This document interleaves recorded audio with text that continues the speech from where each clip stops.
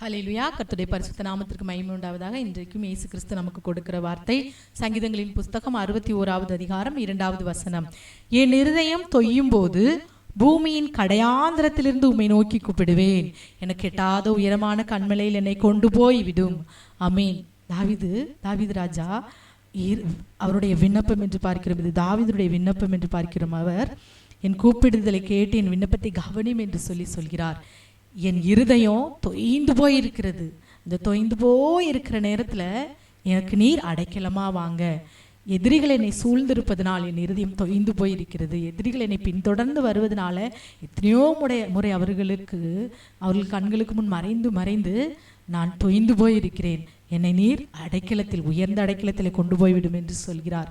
இன்றைக்கும் விண்ணப்பத்தை இயேசுவிடத்தில் வைக்கிறார். இன்றைக்கும் அருமையான தேவனுடைய பிள்ளைகளே, நீங்களும் கூட உங்கள் கண்முன் இருக்கும் காரியங்கள் பெரிதாயிருப்பதினால் இதை நான் எப்படி செய்து முடிக்கப் போகிறேன் என்று சொல்லி உங்கள் இருதயம் தொய்ந்து போய் இருக்கிறீங்களா? உங்கள் இருதயம் தொய்ந்து போயிருக்கிறதா?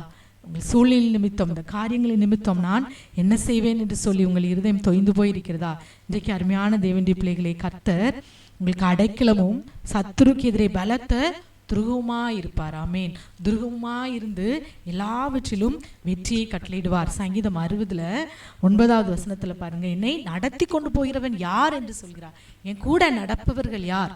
என்ன அரணான பட்டணத்திற்குள்ளே என்னை நடத்தி கொண்டு போயின்று எனக்கு ஏதோ மட்டும் எனக்கு வழிகாட்டுகிறவர், எனக்கு வழிகாட்ட யார் இருக்கா? என்னை நடத்த இவ்வளோ பெரிய காரியத்தை நான் செய்து முடிக்கும்படி என்னோடு துணையாய் என்னை நடத்த யார் இருக்கிறா என்று சொல்லி இருதயம் தொய்ந்து போய் இன்னைக்கு காணப்படுகிறீர்களா? தாவீது ராஜாவும் அவருடைய வாழ்க்கையில் இப்படித்தான் சத்துருக்களினால் இருதயம் தொய்ந்து போனவராய் அநேக இடத்துல அவர் எனக்கு நீர் அடைக்கலமாய் வரும், எனக்கு துணையாயிரும், எனக்கு பலனாயிரும் என்று சொல்லி கர்த்தரை சார்ந்து காணப்பட்டார். இன்றைக்கும் அருமையான தேவனுடைய பிள்ளைகளை, அவர் அப்படி சார்ந்து காணப்பட்டதினால் கர்த்தர் தாவீதை அப்படியே விட்டு விடவில்லை. அவர் லைஃப் லாங் அப்படி ஓடிட்டே இருந்தார்னு இல்லை. அவர் ராஜ்யத்திலே அவரை அமர்த்தி ஆசீர்வதித்தார். உனக்கு இந்த ராஜ்ய பாரம் எப்பவும் இருக்கும் அப்படின்னு சொல்லி உன் சந்ததிக்கு அதனை கொடுப்பேன்னு சொல்லி பெரிய பெரிய ஆசீர்வாதங்களை எல்லாம் கர்த்தர் கொடுத்தார். 2 சாமுவேல் 22 வாசிங்க. கர்த்தர் தாவீதையும் அவனுடைய எல்லா சத்துருக்களின் கைக்கும் சவுலின் கைக்கும் நீங்களாக்கி விடுவித்த போது அவனுடைய எல்லா சத்துருக்களின் கைக்கும் நீங்களாக்கி விடுவித்தார். சங்கீதத்தில் என்ன, என் இருதயம் தொய்ந்து போகும்போது எனக்கு துணையாய் வாரும், எனக்கு அடைக்கலாமாய் வாரும் என்று சொல்லி விண்ணப்பம் பண்ணினார். அந்த விண்ணப்பத்தை கேட்ட கர்த்தர் தாவீதை அவனுடைய எல்லா சத்துருவின் கைக்கும் சவுலின் கைக்கும் நீங்களாக்கி விடுவித்தார். விடுவித்து கண்மலையும் கோட்டையும் இரட்சகருமாயிருந்தார்.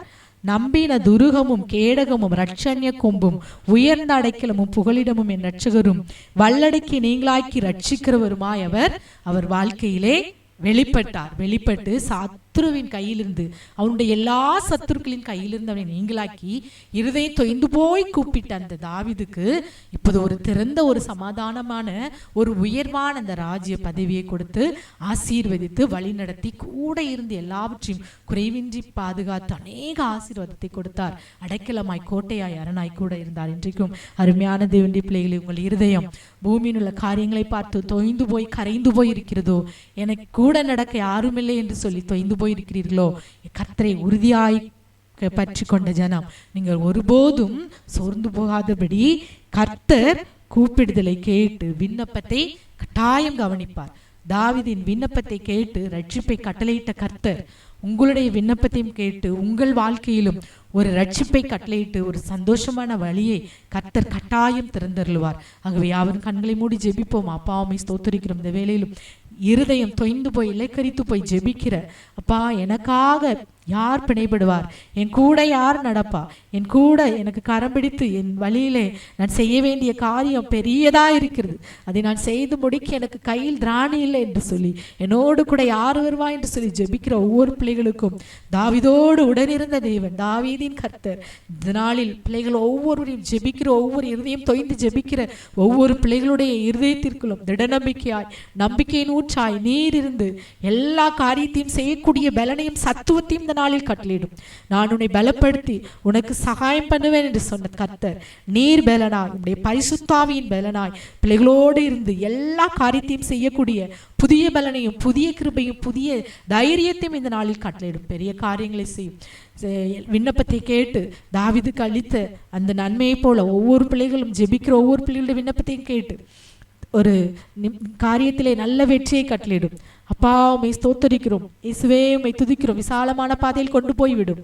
முற்றிலுமாய் எங்களுடைய கரத்தில் ஒப்பு கொடுக்கிறோம்.